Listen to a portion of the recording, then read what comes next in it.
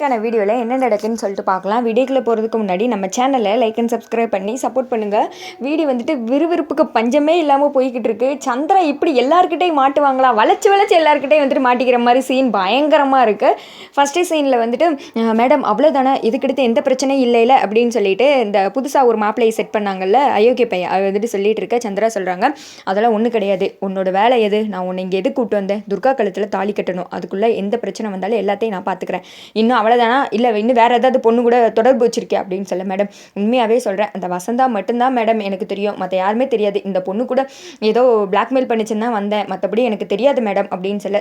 சரி விடு, என் நடந்தது எதையுமே வந்துட்டு மறந்துருப்போ, உன்னோட இடத்துல போய் இரு, இப்போ கொஞ்சம் நேரத்தில் மாப்பிள்ளை கூப்பிடுவாங்க, அப்போ எதுவுமே தெரியாத மாதிரி வந்து நில்லுப்போ அப்படின்னு சொல்லிட்டு அமுச்சு விட்டுட்டு ஒரு மாதிரி சந்திரா நின்று யோசிச்சுட்டு இருக்காங்க. அங்கிட்டு வந்துட்டு கார்த்திக்கு என்ன பண்ணுறதுனே தெரியல. ஐயோ நம்ம பிளான் எல்லாம் சொதப்பிக்கிடுச்சே, அக்கா ஒன்று சொன்னா ஆனால் இங்கே ஒன்று நடந்துருச்சே, இப்போ அக்காவே கடத்தி கூப்பிட்டு போயிட்டாங்க, எங்கே கூப்பிட்டு போயிருக்காங்கன்னு தெரியல, நான் இதை யாருக்கிட்ட சொல்லுவேன், மாமா கிட்ட ஃபோன் பண்ணி சொல்லிடலாமா இல்லை அம்மா கிட்டே போய் சொல்லிடலாமா, எனக்கு ரொம்ப பயமாக இருக்கு, அக்கா உன்னை எங்கக்கா கூப்பிட்டு போகிறாங்க அப்படின்னு சொல்லிட்டு ஸ்வேதா வேற என்ன பண்ணுறது தெரியாமல் திருன்னு அந்த வண்டி போயிருக்கலாம் அந்த திசையே பார்த்த மணிக்கு நின்றுட்டு இருக்காங்க.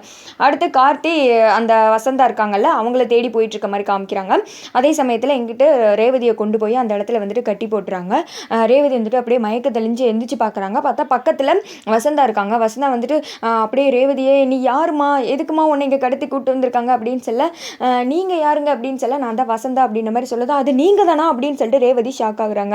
ஆமாங்க அப்படின்னதும், நீங்கள் அப்பயே வந்து எல்லா உண்மையும் எங்கள் வீட்டில் சொல்லியிருந்தீங்கன்னா இந்நேரம் கல்யாணம் நின்றுருக்கும், இவ்வளோ தூரம் பிரச்சனை வந்திருக்காது அப்படின்னு சொல்ல, இல்லைம்மா அவன் அயோக்கிய பையன்தான், ஆனால் என்னோட குழந்தைக்கு அப்பா, நான் எப்படி அந்த விஷயத்தை எல்லாம் முன்னாடியும் சொல்ல முடியும், பிற்காலத்தில் அது என் குழந்தை என்னடா பாதிக்கும், எனக்கு என்ன பண்ணுறேன்னு தெரியல, இந்த ரவுடி பையங்க என்னையும் கடத்தி கூப்பிட்டு வந்துட்டாங்க அப்படின்னு சொல்ல, இந்த உண்மையை நீங்கள் யாருக்கிட்டையும் சொல்லக்கூடாதுன்னு இவங்க எப்படியெல்லாம் பண்ணியிருக்காங்க, சரி விடுங்க, நீங்கள் தானே வசந்தா, மற்றது எல்லாத்தையும் நான் பார்த்துக்கிறேன் அப்படின்னு சொல்லிட்டு கார்த்திக் தான் வந்துட்டு கால் பண்ணுறாங்க. ஹலோ நான் தான் ரேவதி பேசுகிறேன் அப்படின்னு சொல்ல, ரேவதி எங்கேருந்து கால் பண்ணுறேன், இப்போ தான் வந்துட்டு உன்னை யாரோ கடத்திட்டு போயிட்டாங்க அப்படின்ற மாதிரி சொன்னாங்க அப்படின்னு சொல்ல, ஆமாம் நான் தான் வந்துட்டு வசந்தாவை கண்டுபிடிக்கணும்னு இந்த மாதிரிலாம் பிளான் போட்டேன் அப்படின்னு சொல்லிட்டு நடந்த எல்லாத்தையும் சொல்கிறாங்க.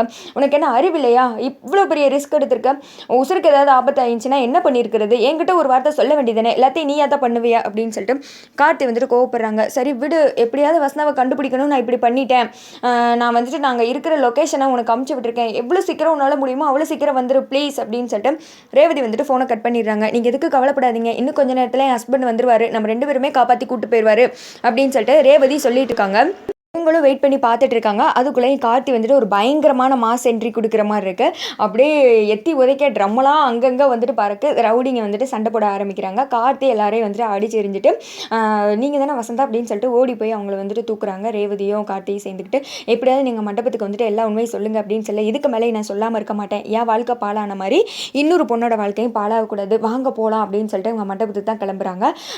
மாப்பிள்ளை வீட்டுக்காரங்க இவ்வளோ பெரிய மோசமானவங்களாக இருக்காங்க, ஆனால் சித்தி எல்லா விஷயமும் தெரிஞ்சோ அம்மாவை பழி வாங்கணும் அப்படின்ற ஒரு காரணத்துக்காக துர்கா வாழ்க்கையை கெடுக்கணும்னு இப்படி கங்கடம் கட்டிக்கிட்டு அலைகிறாங்களே, சித்தியை பார்த்தாலே எனக்கு கோவமா வருது அப்படின்னு சொல்லிட்டு ரேவதி திட்டுறாங்க.